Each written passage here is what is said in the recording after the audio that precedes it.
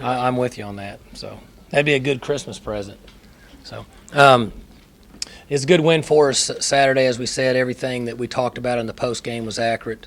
Defense played very well. Offense was efficient in what our game plan was, what we accomplished in order to in taking care of the football and making a few big plays in the throwing game. And we were really good in the kicking game.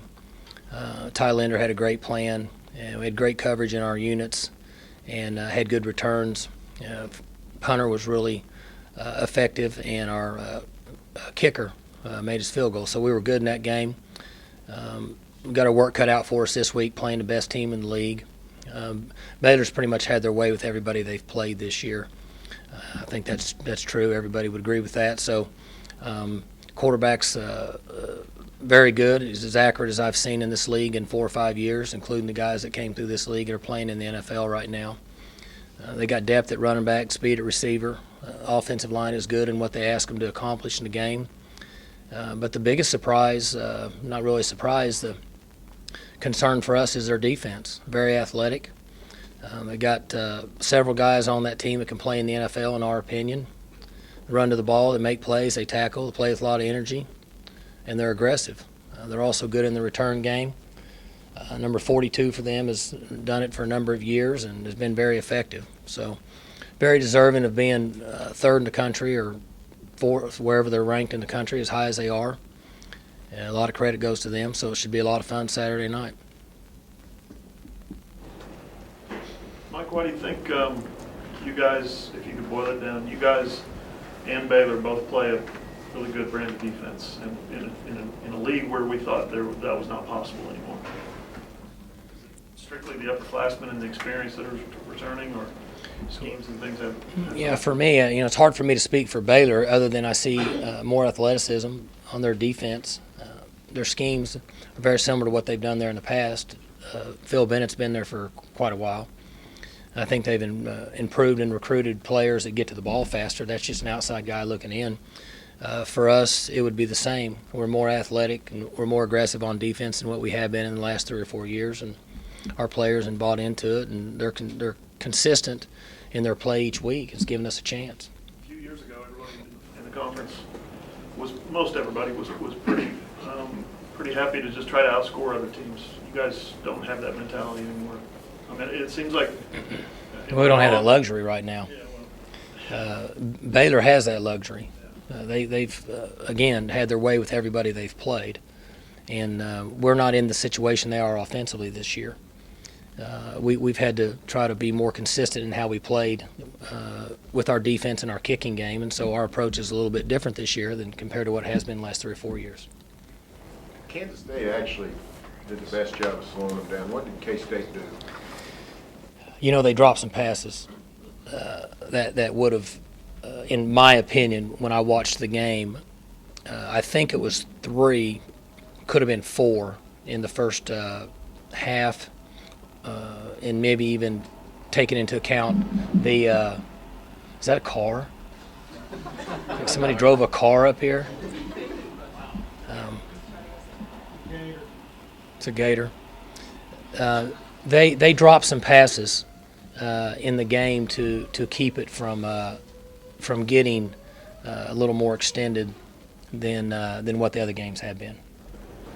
Mike, you saw a great offense at your place in 2011, as good as anybody. You played on a great offense in college with all the guys you were with. You're seeing a great offense now with Baylor. Have they found a better way to skin a cat to average 62 yards a game, or are they doing what they've always done, which is way better than they've done in the past? I mean, you have to ask them. It's hard for me to speak to what their thoughts are, but from an outsider looking in, the plays they're running are very similar to what they did 4 or 5 years ago. They have faster guys doing it that can catch and run, and their quarterback's really, really accurate. And for that reason, they're scoring a lot of points. Their philosophy's good, but I don't see a lot of difference in what their goal is offensively. Their quarterback's really accurate. He throws really nice passes, and when they catch it, they don't catch it and fall down. They catch it and run in the end zone. 2 points a game sounds like science fiction or something. It's a lot of points. They're deservingly, you can talk about them just like you did all the other offenses that have been in this league that have run up big numbers. And the 88 team, whatever one, they deserve to be in that conversation. Obviously, your defense has to defend their offense, but how important are some of the things your offense does during the game to kind of help them along in that regard? I mean, I know you don't want to go ball possession like maybe K-State did. That's not your philosophy or your personality, but certain things your offense has to do Saturday to help the defense be successful. Well, we have to score because they're going to score. And so, your game plan in a situation versus a team that's as successful as they are on both sides of the ball, defensively you have to have a great plan. They have to understand it. They got to run to the ball and play with great effort. There's only so many ways you can line up in a football game on defense. Similar to the flip side of the conversation we were having here a couple years ago. And that doesn't really change much in a game. And then offensively, we have to run our plays, and we have to play our game.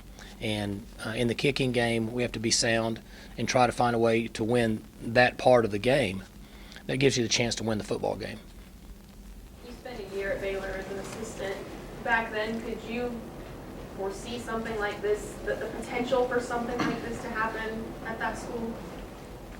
Well, not when I was there. I was there with Chuck Reedy, and we had a good staff, and we didn't have a good year. We had a number of players hurt, and they fired everybody. And I think since that point, they had brought in maybe, I don't know how many coaches, 3 or 4, before they brought in Coach Briles. And to me, just again from an outsider looking in, the brass administration now that have taken over the last 4, 5, 6, 7 years down there have made a real commitment and have stayed behind Art for a number of years, because his first few years weren't what people would want in a profession that everybody wants results right away. They supported him, they stayed with him. He's gotten a little better, in my opinion. Recruited better, gotten a little better, recruited better, had a player win a Heisman Trophy, recruited better, and gotten to this point. So that administration they had then was nowhere near as committed as the administration they have now, in my opinion. So, and I was only there 6 months. I mean, I could no more than get a for sale sign out of my yard and put a new one in there. So it's hard for me to really make a good comment on that. Off Gina's question, this is really, I'll preface, it's kind of a media question. Grant Taft, Chuck Reedy had success, the guy you worked for there, and now Art Briles. They kind of have some things in common. They're Texas, home and grown, kind of you here with your personality. Does it take a certain guy sometimes at a program that needs it? A certain personality? I think so, yeah. I think that it's different everywhere across the country, and some coaches have a better feel for the geographic location and what the university and the football program and everybody in general is trying to accomplish. And he's been a good fit. And they're sitting in a good spot. I've said this. I don't think it's any secret. Everybody knows it in our profession. You can take a 4-hour circumference drive at that university, and there's going to be 100 to 150 Division I offers a year. And they've certainly taken advantage of that. Mike, making personnel changes, this guy starts, that guy doesn't, has got to be like one of the most gut-wrenching things of being a coach. You're going to make some guy happy, disappoint another guy. You guys made a couple of those tough decisions midway through the year. But if you look and you do what's best for the team, it's kind of panned out for you. It has, and they are difficult decisions because we recruit them all. We want them all to be happy. It's impossible for that to happen. So we have to try and communicate to the players why those decisions are made, and then everybody has to buy into a team sport. Some receivers get to catch passes in games, some don't. Some running backs get yards, some don't. Quarterback's very difficult, as you're referring to, because one plays, one doesn't for the most part. And if they don't buy into the concept of the team and realize that we have the best interest in the team in general and not one individual, it's difficult for it to work and have success because you have a team going different directions. And it's not easy, but it's really the only way we know to try to win in the long run for an extended period of time, not just this year, but the next year, and 5 years from now, and 10 years from now. Decisions aren't short term. Big decisions have to be long term. Coach Gundy, you've obviously had your team very well prepared for the last several weeks, and I thought they played with great poise at Texas. Are you concerned this week about too much hype? Not really. This is a good group. We have good leadership. I think they understand where we're at. They have a good feel for who we are as a football team, what our strengths are, what our weaknesses are. They realize the importance of last night's preparation, tomorrow's preparation. We can never get past one day. We're not good enough to think past it one day. And I think our team understands that. And ultimately, at the end of the day, I've said this, college football is about the players. It's not about the coaches. We all run the same plays. We have the same schemes for the most part. You can break down tape, and everybody's trying to execute the same plans. The players have to make a decision that they want to be good. They have to work together and play unselfish football. And if so, they win games. If they become individuals, then it's really difficult to win games. Talk about Chelf and his progression over the course of the season. I mean, for whatever reason, he did not stick in the job early, and he seems, now that he's been getting the chance again, he's getting better every week. He sure is. Experience. Every game he plays, he gets a little bit better feel, and his reads, his percentages of pluses and minuses based on the mental aspect of his game improves each week. And he's a nifty ball carrier. He's been effective running the football. And for the most part, he's minimized his throws that are poor decisions. And he's still, he had 2 or 3 of them in the last game, but so does everybody else. But for the most part, he's been very effective in understanding our game plan and trying to get what we want accomplished to ultimately win the game. Take the pass yards out, take the rush yards out, forget all that statistics. Ultimately, we're just trying to win the game.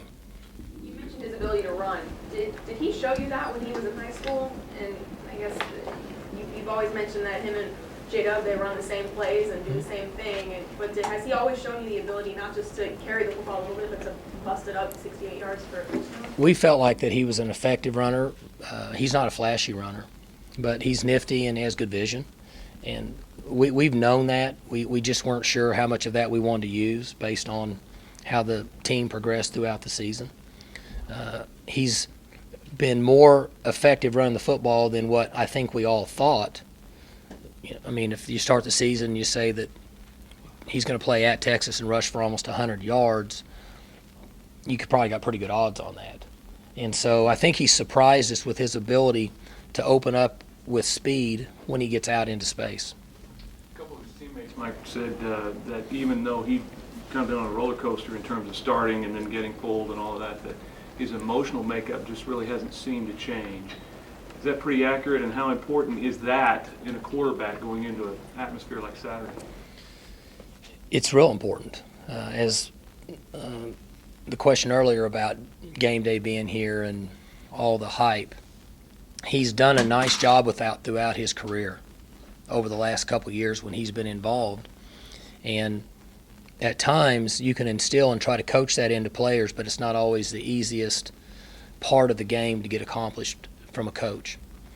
And just like Saturday, he didn't see the backside safety and he threw the ball down there to Aitman. The guy came over and caught it. And he understood it before as soon as he did it, he knew it. But then when he got over there, he was okay. He listened to us coach him, and then he was ready to go out and play the next series. And most of our players are that way. If you watch our guys play, most of them will play the next play. They make a mistake, they get up, they run back and play. They don't make a scene and create doubt. Let's go play the next play. And he's a great example of just go play the next play. On Shelf's running, Mike, he seems to have mastered not getting hit. I can't think of 2 or 3 times the last 5 weeks he's taken a solid blow. Is that something you warned him about, coached him on, or does he just sort of naturally know when to get down and when to get out of bounds? Natural. Yeah, I don't think you can coach that. We tell guys, we've told them that to get what you can get and get down, and sure enough, you do it. A guy takes a direct blow, And I don't know that we've ever come up with a way to coach that, but he's been effective in avoiding direct hits. Last week you mentioned you'd hope to get Josh out there Wednesday at practice. Is that the hope again this week? Well, I don't want to talk about any injuries with any of the players. Mike, how did you you were play asked without about- him? It looked like, I mean, We played okay, but we'd be better with him. The guys that stepped up made some plays for us, and we were effective. But when you have a player that can change a game like he can, you're certainly going to be a better team with him in there. You were asked about your team's poise early. I've seen a few Baylor games all the way through, but they seem to be playing a little edgy, like they don't mind an occasional yellow flag, and they're able to get, other teams sometimes wrapped up into that a little bit with them. You pretty confident your team handles that part of the game well right now? I hope so. They need to play hard from the ball snap till the whistle or till they're out of bounds. But pushing, shoving, personal fouls, those issues, in a game where you have two good teams playing, if you offset the penalty yards more than about 25 or 30, it certainly can affect the outcome. And so we don't need to play that way. There's going to be a lot of plays in this game. There are going to be around 175, 180 plays in this football game. Could push 200 just based on how it goes. So they'll have plenty of opportunities to compete and play physical. You guys competed for a Big 12 championship for a number of years, and then you got really close, and then you finally knocked down the door and won it. Baylor really trying to do this for the first time. Did you have to learn something over the course of time that allowed you to go out there and win it? Well, I think you have to have good players. You have to have chemistry. You've got to get fortunate. For us, I can't speak for them, but for us, we were fortunate to not have injuries at key positions. And college football teams can be a pretty good team. You could be a good team. And if you get an injury or two at the wrong position and your depth is not as good and you're immature and young at that spot, then you become average really fast. So that was as big an issue for us, was to stay healthy at key positions. And a couple of those years we thought we were good enough to win it, but we had injuries that made us not as good as what we really should have been at key positions. Mike, the spotlights on Stillwater, on your program, everything this week, game day, all that stuff. 2 months ago, spotlight was on you because of the SI report. We've got some distance behind us. How do you think, I know it's early, but how have you weathered that, do you think, in terms of overall program perception, recruiting, all those things? It's interesting. We had, I think, 19 commits prior to it, and I think we have 22 now. I can't keep track of all that. And I think it helped us in recruiting. It benefited our program. And for the most part, until somebody brings it up, it's almost like it's faded and gone, not even there anymore. The report helped you, or the way you responded to it? I think the report and the way we responded and the players responded and our recruits, I think it helped us in recruiting. How so? I don't know, but we had 19 and we got 22, and it was interesting. We had 4 or 5 players that are really, really good players that started calling us and showing interest the next few weeks after the article came out. That was the only thing I could attribute it to, because we certainly weren't playing very good. So it was just kind of interesting. I know people think, well, he's lost it again, but the truth is you guys. I hear people saying marketing, any publicity is good publicity. And so I thought about that, and I wonder if people may have thought, well, we'll check them out or see whatever. I don't know. It's just kind of weird. But there was interest from players that we didn't have any interest in until that came out. Coach Gundy, talk a little bit about the Charlie Moore pass when he was shoved out of bounds. Charlie stays with it, and it's hard for me to speak for their player, but he pushed Charlie out of bounds 3 or 4 or 5 yards, and I think he said the play was over. And Chuck just kept going, opportunity to catch a pass, and I honestly don't know how Chelf knew to throw the ball, but I guess he saw him coming back in his vision and went ahead and threw it, and Charlie came back and got a nice catch. I had taken my eye off the play once I saw him get pushed out of bounds that far. I went to the other receiver because I didn't think he was going to throw to him. I thought he was going to throw to the other guy. And then I saw him throw the ball, and I thought, where's he throwing the ball? And then Charlie caught it. I thought that's pretty good. It's interesting to me, Mike, and you don't have any control of what you're being asked. But at most of these things, you're always asked about your team and rarely about the opponent. Even going back to Mississippi State, you hardly got any questions about the opponent. Hasn't It's been a today's problem. journalism. I mean, seriously, that's what it is. I mean, very, very few times do people ask about the game. Everything is all the other issues, which is fine, but you're exactly right. Used to be Leading up the fact game. that It's not an issue this week. You are being asked about Baylor because the opponent's very good. No question. And as I said to start this, deservingly so. Third in the country and all the accolades they're getting, they're a really good team. And they've made great strides, and they deserve a lot of credit for that. And the comments that have been made are accurate. The comment that Robert made about them playing aggressive is accurate. But you play that way when you're having success. And so our players understand that, and they know the challenge at hand. And I'm confident that our team will practice well this week, and they'll be excited about playing in the game. I'd like to ask a question about Baylor also. You got it. They averaged 61 points, 70 yards. If they walk out here Saturday night with those averages, win or lose the game, will you be surprised that they were able to do that against your defense? Well, I think our defense is a good defense and consistent. And I'll be surprised because if they walk out here with 61 points, that means we've lost. I don't think that we can score 62 points. Maybe we can, but chances are that if you look at what they're giving up compared to what we're giving up, and you try to figure those numbers out, it gives them the advantage based on total number of points scored. So if we give up 61, then it'd be hard for us to win the game. So I plan on winning the game, just like I do every other game. So would that surprise me? Yes. But we would never think or approach the game any other way. If you were to ask Coach Briles the same question, I think he'd probably say the same thing. He would think if we give up 60 points, we're probably not going to win the game. Because that means the other team would really have to be rolling to score more than 60 points. You were a quarterback, coached quarterbacks, coached offense. I kind of think you like to study quarterbacks and see what different guys look like.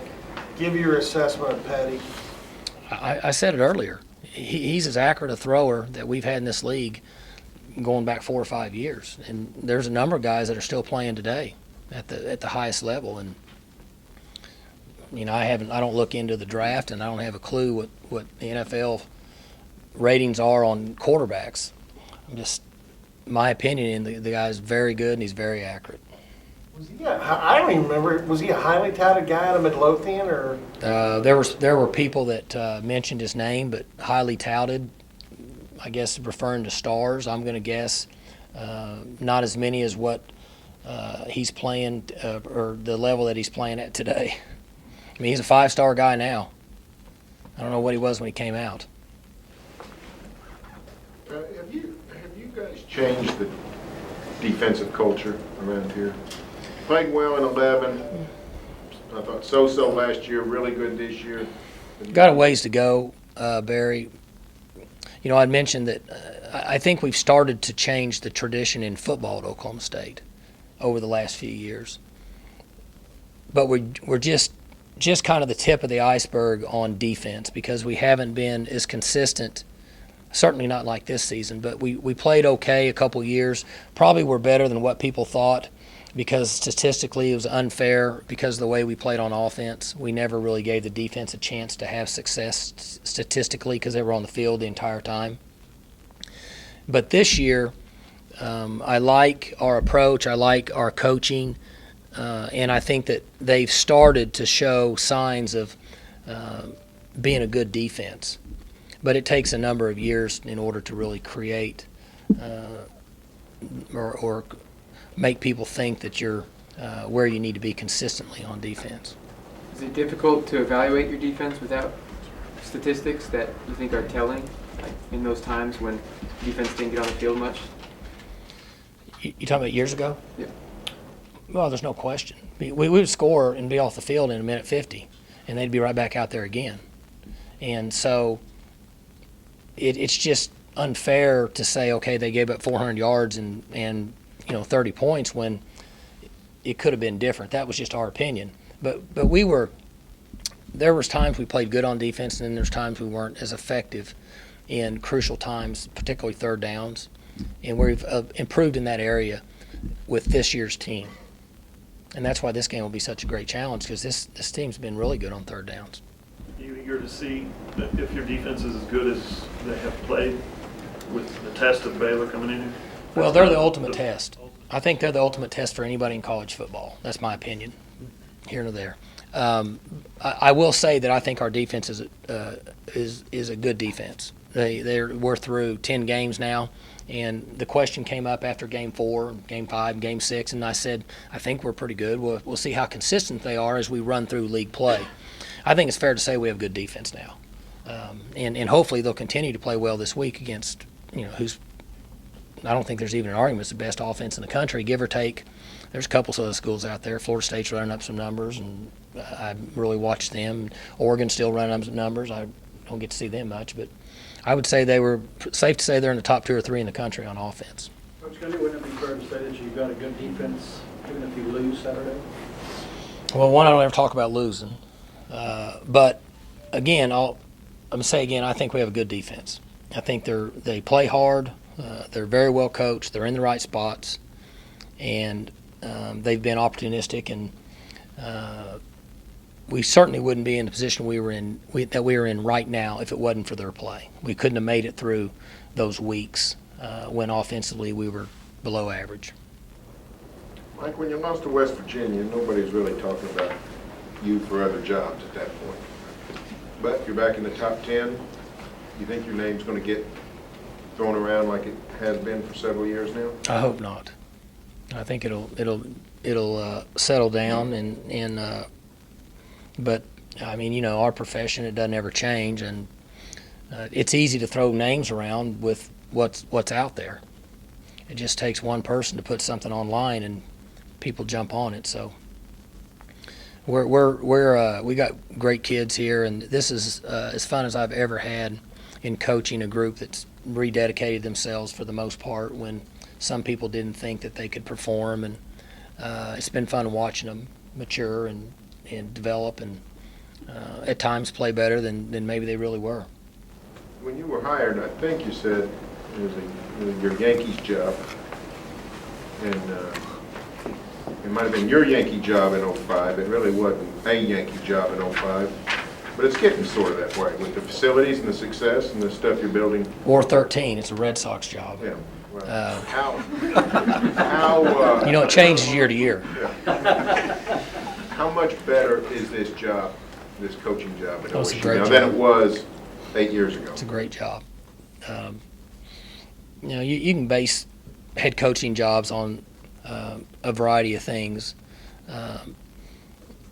First off, we've taken the facilities that we have here to another level, especially since we finished across the street.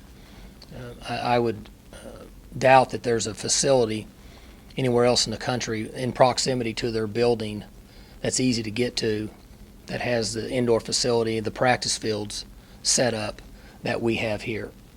There may be somebody that's as good. I don't know how it could be better. So that made it a much better job right away, because we had issues here for a number of years with weather and lightning and not being able to practice during game weeks, and it was a real distraction for our team. Well, that's out the window now.